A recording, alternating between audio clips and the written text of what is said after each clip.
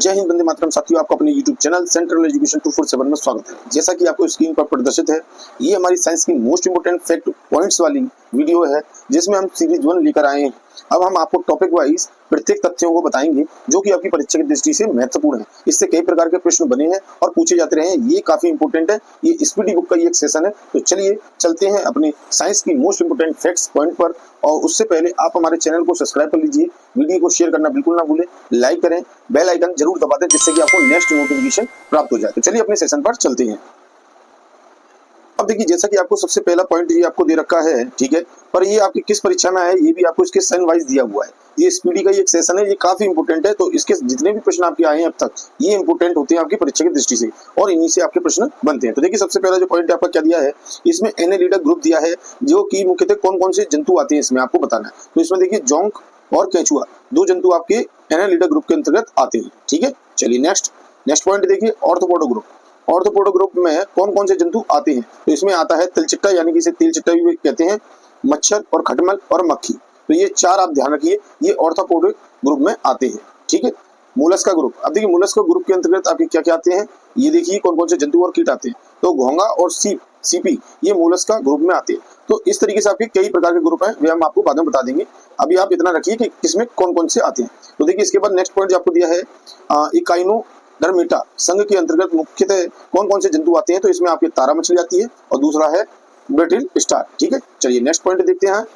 मनुष्य का पाचन क्रिया का प्रारंभ कहाँ से होता है। तो आपके देखिए, माउथ से ही स्टार्ट हो जाता है, यानी मुख से ही मनुष्य का पाचन क्रिया स्टार्ट हो जाती है। वेरी इंपॉर्टेंट क्वेश्चन है, तो ये आप ध्यान रखिए।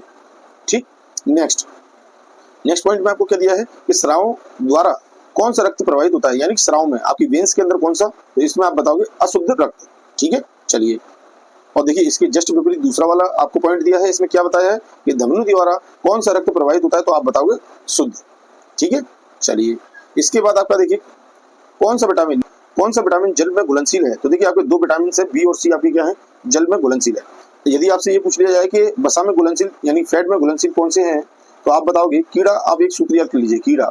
ये चार आपके विटामिन हैं, के, ई, डी, ए, ये आपके किसमें, वसा में घुलनशील है। ठीक है, फैट सॉल्युबल है, तो आपको ध्यान रखना है। और यदि आपसे वाटर सॉल्युबल पूछा जाए तो B and C. Next point देखिए, नेक्स्ट पॉइंट में आपका क्या दिया है कि सोडियम का क्या कार्य है, ये आपको बताना है। तो यह रक्त दाब नियंत्रित करती है, यानी कि ब्लड प्रेशर नियंत्रित करती है, तथा सहायक होता है। ठीक है, और जल का संतुलन बनाए रखती है, यानी कि आपके डिहाइड्रेशन की जितनी भी प्रक्रियाएं, इसको भी संतुलित रखती है आपका सोडियम। तो ये सोडियम एक ऐसा तत्व है जो आपके मानव शरीर में रक्तचाप को और आपका जल का संतुलन बनाए रखता है। नेक्स्ट पॉइंट, अब देखिए, आरआरबी चेन्नई 1922 में आए हुए क्वेश्चन से। देखिए, सबसे पहला क्या दिया है, पोटेशियम का क्या कार्य है। जैसे यहाँ पर आपका सोडियम का कार्य बताया, तो यहाँ आपका पोटेशियम का कार्य बताया गया है। तो देखिए, यह हृदय की धड़कन एवं नाड़ी की संस्थान के कार्य को संचालित करती है, यानी कि जो आपके हार्ट बीट है वो, और जो आपकी नाड़ी संस्थान में कार्यों का संचालन करती है। चलिए, नेक्स्ट पॉइंट आपका क्या है कि ग्लूकोज के बिना ऑक्सीजन की उपस्थिति में मांसपेशियों में प्रतिक्रिया कर क्या बनता है। तो आपको ध्यान रखना है। तो मांसपेशियों में जो आपका प्रतिक्रिया कर बनता है, उसका नाम है लैक्टिक एसिड। ठीक है, ग्लूकोज के बिना ऑक्सीजन की उपस्थिति में। अब देखिए, ग्लूकोज के बिना ऑक्सीजन की उपस्थिति में बैक्टीरिया या यीस्ट से प्रक्रिया कर क्या बनता है। तो बैक्टीरिया से, जब भी आपकी बैक्टीरिया या यीस्ट से प्रक्रिया होती है ग्लूकोज के बिना ऑक्सीजन की उपस्थिति में, तो आपके इथाइल अल्कोहल का निर्माण होता है। ठीक है, चलिए, नेक्स्ट पॉइंट आपका क्या दिया है, ऑक्सीजन की उपस्थिति में ग्लूकोज की प्रतिक्रिया होती है तो क्या बनता है। जब ऑक्सीजन की उपस्थिति होगी तो ग्लूकोज की प्रतिक्रिया में आपका देखिए कार्बन डाइऑक्साइड बनाएगा और जल का निर्माण होता है। तो ये आपको ध्यान रखना है। ठीक है, चलिए, एनेलिडा में उत्सर्जन उसके किस उत्सर्जी अंग द्वारा होता है। तो आपको ध्यान रखना है कि एनेलिडा में जो है उत्सर्जन जो होता है आपके नेफ्रिडिया के द्वारा होता है। नेक्स्ट, वेरी इंपोर्टेंट, ठीक है, मूत्र का पीएच वैल्यू तो आपका 6 होता है, तो ये आपको ध्यान रखना है। ठीक है, नेक्स्ट पॉइंट ये भी काफी इंपोर्टेंट है, बहिर्स्त्रावी एवं अंतरस्त्रावी दोनों प्रकार किस ग्रंथि में होती है। तो ये आपको बतानी है, यानी कि आपके दोनों ग्रंथियां जो है बहिर्स्त्रावी और अंतरस्त्रावी किसमें होती है। तो ये आपको देखिए, इसमें उत्तर आपका दिया गया है, ये आपके दोनों ही पैंक्रियाज में होती है, यानी कि अग्नाशय के अंदर मौजूद होती है।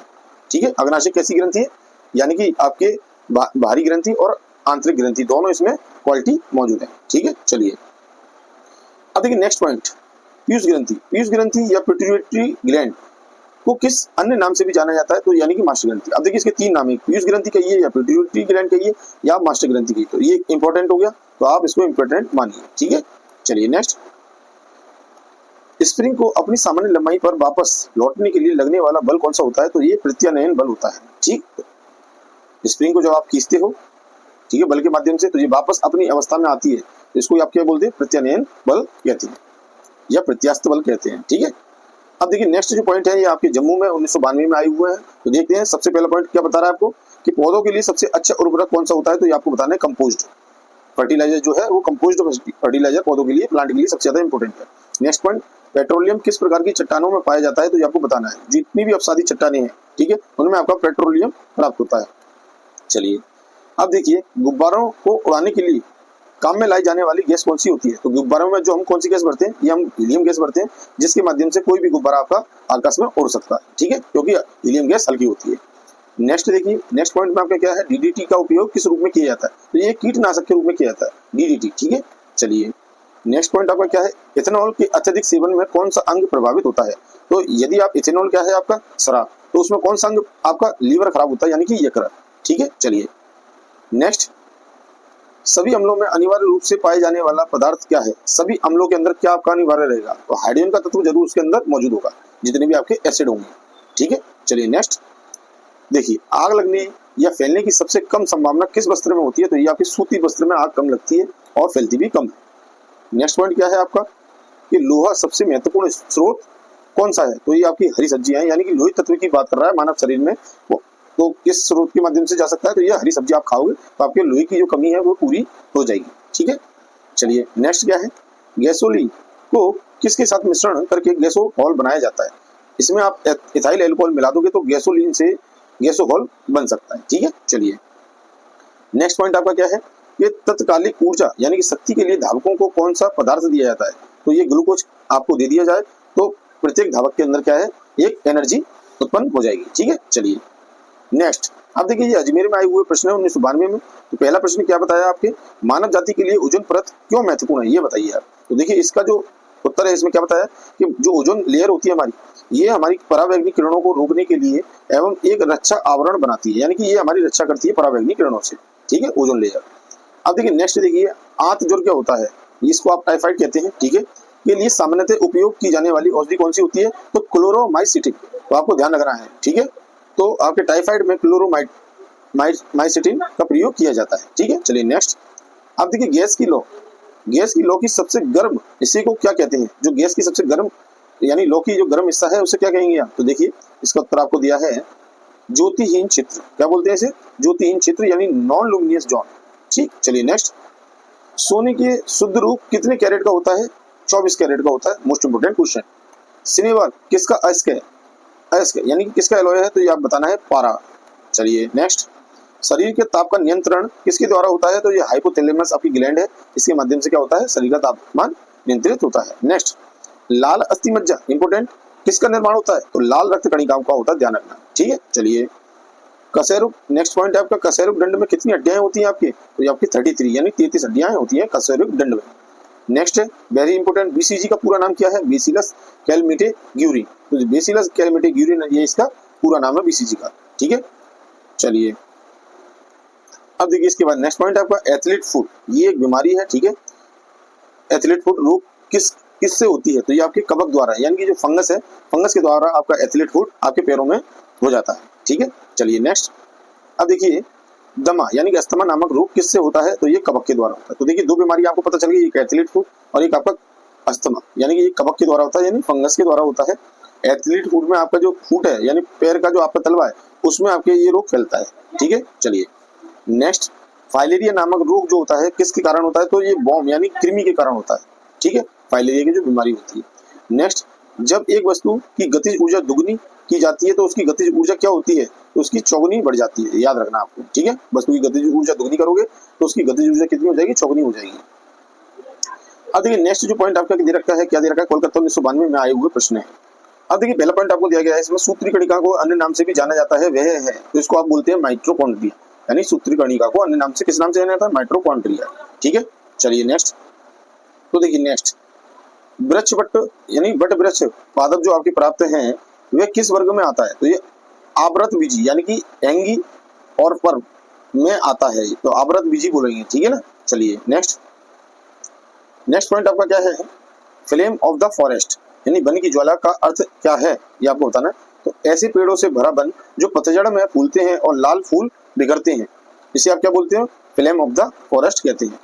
तो ये आपको ध्यान रखना है, ऐसे पेड़ों का भरा वन यानी कंजेस्टेड जो आपका जंगल है, पतझड़ में फूलते हैं और लाल फूल बिखरते हैं। ठीक है, चलिए नेक्स्ट।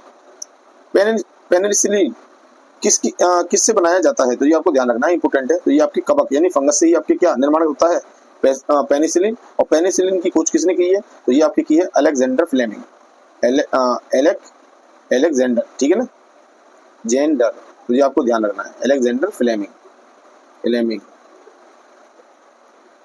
चलिए अब देखिए नेक्स्ट पॉइंट आपका क्या है? लाइकेन को दो जीवधारियों का सहजीवी सहचार्य समझा जाता है। तो वो दो जीव कौन कौन से हैं ये आपको बताना है। तो लाइकेन जो है दो जीवधारी इसमें मौजूद होते हैं, एक तो शैवाल और दूसरा कवक। इसके द्वारा आप लाइकेन का निर्माण होता है। चलिए नेक्स्ट। आमतौर पर संश्लेषित वृद्धि माध्यम और बेकरी में काम में लाया जाने वाला एगार किस से प्राप्त होता है? तो ये आपके शैवाल से प्राप्त होता है। चलिए लौंग किस से प्राप्त होती है? लौंग जो होती है आपकी, ठीक है ना, तो ये पुष्पकली कहलाती है। ठीक, तो ये पुष्पकली से आपको प्राप्त होती है। नेक्स्ट, अनशन या उपवास की लंबी अवधि के दौरान शरीर में असकरा वर्गीय पूर्ववर्ती से, नेक्स्ट देखते हैं, रुकिए, केवल इसमें इतना ही दिया गया है। ठीक है, तो जो आपको बताया गया है इसमें, तो ये आपका देखिए नेक्स्ट पेज पर आपको दिया है पच्चा सकरा यानी ग्लूकोज या मधुजन ग्लाइकोजन बनने की विधि का नाम क्या है? तो ये आपको बताना है। तो देखिए इसका जो नाम है आपका ग्लूकोन नवजनन। ठीक है, तो ये ग्लूकोन नवजनन जो है इसका नाम। चलिए नेक्स्ट पॉइंट देखिए आप, सभी जीवधारियों में पाए जाने वाला कौन सा यौगिक है जिसे भरपूर मात्रा में फास्फोरस पाया जाता है? तो सभी जीवधारियों में पाए जाने वाला कौन सा ऐसा यौगिक है जो भरपूर मात्रा में उसमें फास्फोरस होता है? तो ये है आपका न्यूक्लिक अम्ल।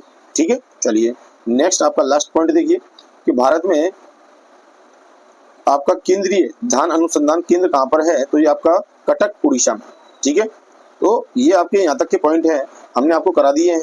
ठीक है, तो आप इसको जरूर ध्यानपूर्वक करें और जो नेक्स्ट आपके ये पॉइंट है हम नेक्स्ट वीडियो में देंगे।